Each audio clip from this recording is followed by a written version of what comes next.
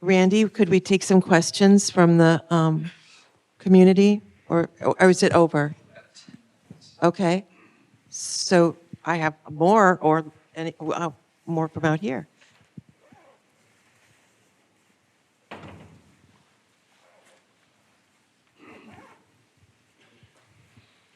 Thank you. I was just kind of wondering, what role did the act of forgiveness play in your recoveries? And that's just a general question to any of you, if any.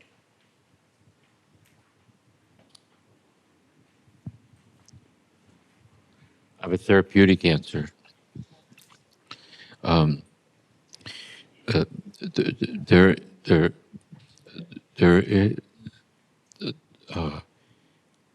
there is no anger. There is no healing without anger. Anger is the God-given emotion that reestablishes the boundary that was violated. So it's not violent, it's not hate, it's not revenge, it establishes the boundary. So there is no healing without anger.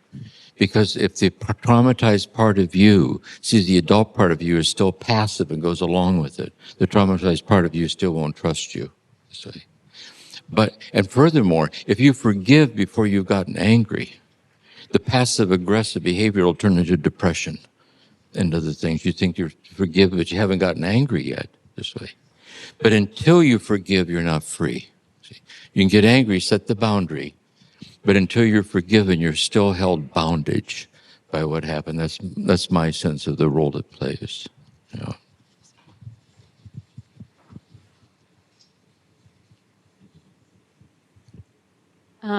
That was my question, but I now have another question around anger, and I'm wondering about the embodied, the tangible of moving through and what that looks like. I'm in a moment of a lot of deep anger, and there's moments when I can't tell if I'm being swallowed by it and it's creating bitterness, or if I'm actually moving through it. And at times I feel quite scared of it. Like, am I moving towards forgiveness, or am I bypassing the anger, it's like a delicate touch in the dark of do I keep going into it, or when do you tread more and when do you pull away? I couldn't understand. What's it? Did you hear? When does anger overwhelm you, or when is it Yeah, I think anger overwhelms us when we get flooded with it. We're overwhelmed with anger, and it's real important. It may be very understandable we get flooded with it, but we need to know we're having an episode, and we need to know. It's like in marriage. You know, a person can say, "I dare not say anything," because it'll be my anger talking, and not me. See, I need to contextualize what I'm angry about so I can talk to you about it in a helpful way. Because what happens with anger is that the intensity of the anger has no context to kind of understand it in a helpful way. You're just lost. And that's the danger about poor insight, judgment, and impulse control, the three measures for poor mental health. Poor judgment, insight, and impulse control.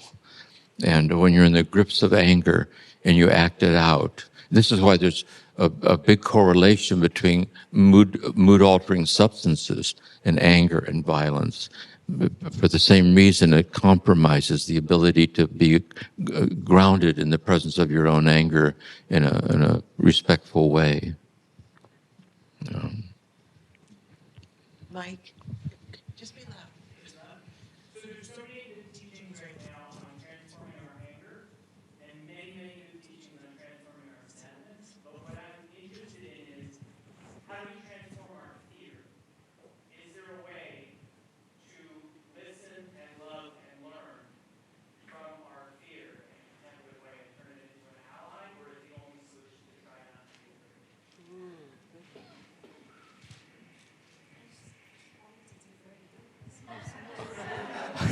I'm a mental health professional. I will answer your question.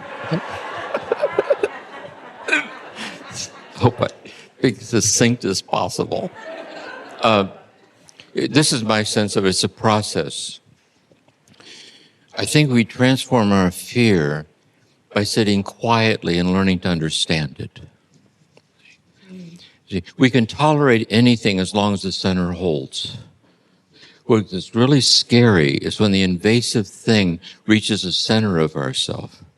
It's a kind of a psychic death, really. When it reaches white-hot intensity, you can't find anything other than the thing. So the very first step with the fear is to understand the fear, what it's made out of, and to what extent is fear is important because it's protecting you. And to what extent is the fear disproportionate to what's happening because you're pretending that you're less powerful than the person you're afraid of. See? You're pretending that you don't have resources of self-efficacy that you can learn to use to bring it so that the fear can become a motivator, see? To help you engage in a helpful way. Beautiful. I think we should end, right? So I wanted to just say one thing lastly. I think that one of the hardest things for us human beings to do is to feel the belovedness that both of them have been speaking to and is so much a part of this wanting and feeling unified with divine presence, is feeling worthy, that I can really be beloved of God, like really. And Jim has a practice that I don't know if he hasn't brought it up this time together, but I would love for you to invite you to it's the I love you. Sure. We'll end with the I love you practice. Okay. I learned this in the monastery. This really helped me. It helps me a lot Yeah. too. You sit in a quiet place, and when you inhale, listen to God's silent I love you. See? God's silent I love you, giving the very presence of God to you as the reality of yourself. And then when you exhale your I love you into the love that with an exhalation will exhale itself into you. For in the reciprocity of love, destiny is fulfilled. As you sit there that way, you may notice sadness arising. And maybe because there's something sad this way.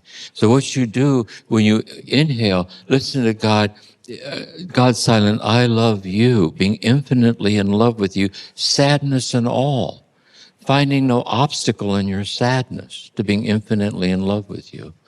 And when you exhale yourself, sadness and all, to the love that's loving you, sadness and all.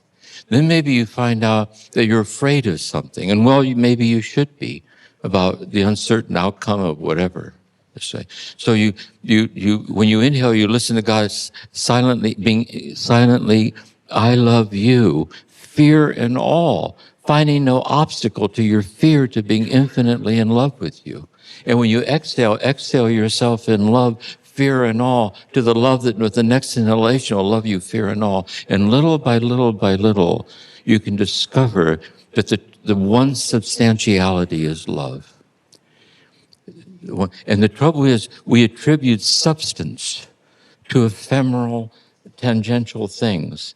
And but more we see the primacy of love as permeating and allowing us to be effectively present in these things. And then when we ground ourselves in it, it makes communities possible. Because each one of us is a unique edition of the universal story of being a human being. We're an infinitely loved, broken person this way.